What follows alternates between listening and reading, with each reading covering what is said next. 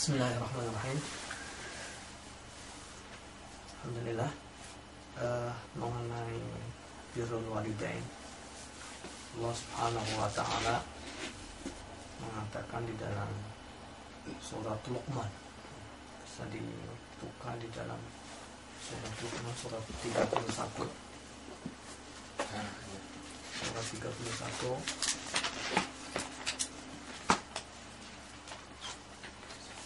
Allah Subhanahu wa taala bercerita berkaitan dengan ayat berapa? Surat Luqman ayat yang ke 13, 14 sama 15. Dibaca. Artinya saya tadi. Iya. Dan ayat 13, dan ingatlah ketika Luqman berkata kepada anaknya ketika dia memberi pelajaran kepadanya, wahai anakku, janganlah engkau mempersekutukan Allah. Sesungguhnya mempersekutukan Allah adalah benar-benar kezaliman yang besar. Ayat 14, dan kami perintahkan kepada manusia agar berbuat baik kepada kedua orang tuanya. Ibunya telah mengandungnya dalam keadaan lemah yang bertambah-tambah dan menyapihnya dalam usia 2 tahun. Bersyukurlah kepadaku dan kepada kedua orang tuamu, hanya kepada aku kembalimu. Ayat 15, dan jika keduanya memaksamu untuk mempersekutukan aku dengan sesuatu yang engkau tidak mempunyai ilmu tentang itu, maka janganlah engkau menaati keduanya, dan pergaulilah keduanya di dunia dengan baik, dan ikutlah jalan orang yang kembali kepadaku. Kemudian hanya kepadaku tempat kembalimu, maka akan aku beritahukan kepadamu apa yang telah kamu kerjakan. Ya. Ini di dalam surat Luqman Allah Subhanahu wa taala menceritakan tentang kisah seorang Luqman yang menasihati kepada putranya, kepada putra-putranya. Boleh tahu nggak Luqman itu siapa? Luqman Hakim ini ya? Iya, Luqman Hakim. Jadi singkatnya saja. Luqman Hakim itu salah seorang yang ahli ilmu, ahli agama yang hidup di antara Nabi Isa sama Nabi Muhammad.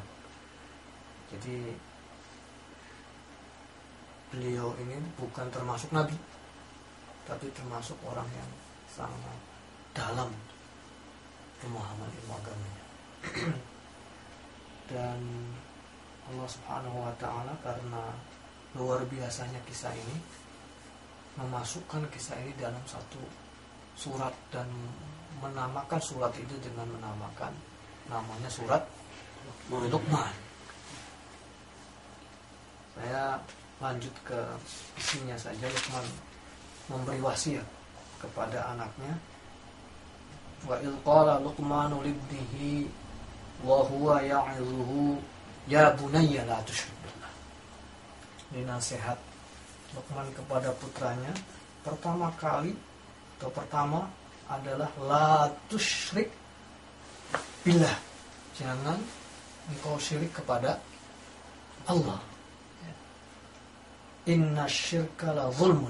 Sesungguhnya syirik itu satu kesesatan, satu kezaliman yang sangat besar. Nah, setelah Luqman memberikan nasihat, setelah Luqman memberikan tausiah kepada anaknya tentang yang pertama adalah tauhid, ternyata Luqman memberi nasihat kedua itu sesuatu yang sangat penting. Wa wassaynal insana biwalidayhi. Ya, dan Luqman memberikan wasiat bahwa menasihati anaknya yaitu agar kita berbuat baik kepada orang tua. Jadi tingkat berbuat baik kepada orang tua itu adalah setelah beribadah kepada Allah. Jadi tauhid, kemudian perintah kedua yaitu berbuat baik kepada orang tua. Itu penting sekali berarti. Sesuatu yang sangat penting. Makanya Allah Subhanahu wa taala lewat lisan Rasulnya sampai mengatakan ridallahu fi ridal walidain. Wa sukhtullahi ridallahi fi ridal walidain wa sukhtullahi fi sukhtul walidain. Bahwa ridhonya Allah itu tergantung kepada ridhonya kedua orang tua. Gitu. Sedangkan murkanya Allah itu tergantung murkanya kedua orang tua. Makanya Allah Subhanahu wa taala meletakkan makna orang tua itu kedua setelah kita ridho beribadah kepada Allah. Nah, ini ada sebuah cerita yang sangat bagus ya, berkenaan dengan bagaimana ketaatan seseorang kepada orang tua. Orang ketika ketaatan kepada orang tua, ketika dia sholat sunnah dipanggil sama orang tuanya, maka batalkan. Penuhi dulu panggilan orang tua itu.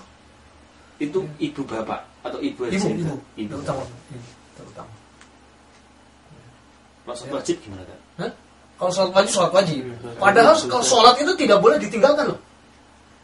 Kalau misalkan ada tamu lagi sholat sunnah, diam. Subhanallah, tak apa. Kita kerasin. Tapi kalau yang manggil Fathan, dipanggil lagi sholat, ya udah lepas. Itu sholat, apalagi kalau lagi macam-macam gitu, lagi main game gitu.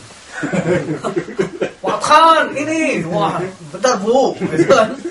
Tidak, malah kita harus cepat-cepat pergi. Karena ada suatu cerita seorang yang hamba Allah. Dia termasuk orang yang sangat baik gitu. Suatu waktu dia lagi sholat, kemudian dipanggil orang tuanya. Kemudian ketika dipanggil sama orang tuanya, dia tidak menjawab gitu. Ibunya akhirnya mangkel itu apa ya? Jengkel. Gitu. Sampai berkata-kata, ya Allah, moga-moga si ini tuh diuji gitu. Karena ibunya mangkel. Akhirnya sewaktu-waktu gitu, pas sudah lama beliau ibunya sudah meninggal. Sewaktu-waktu ada kejadian. Beliau punya sebuah tempat pengajian, punya pondok dan sebagainya. Tiba-tiba ada orang yang pelacur, kemudian dia menuduh kalau orang ini telah menghamilinya sehingga dia punya anak gitu kan. Difitnah semacam itu.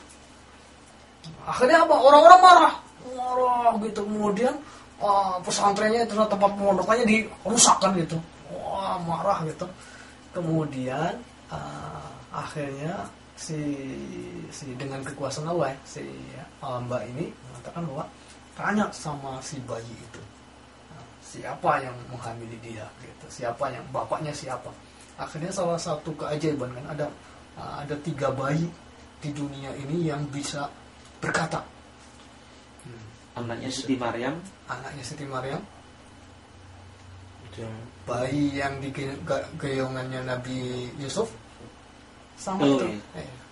Tapi yang satu lagi ada wakilah, ada 2 lagi, yaitu yang ashabul ukhdud, yang ibu lagi ini, yang mau dilemparin gitu, tapi ibunya kasihan sama anak gitu. Tapi anaknya berkata, wahai ibu, jangan khawatir, cemplung.